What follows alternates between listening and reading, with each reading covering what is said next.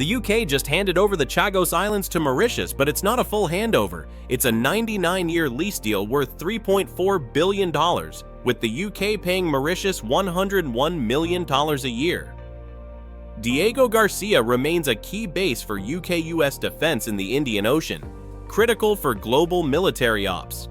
But wait, legal battles and protests from displaced Chagosians claim the deal sidelines their rights. Critics warn this move could hand China more influence in the region through Mauritius. Starmer says it's about national security and avoiding costly legal defeats. But is it the right call? What do you think?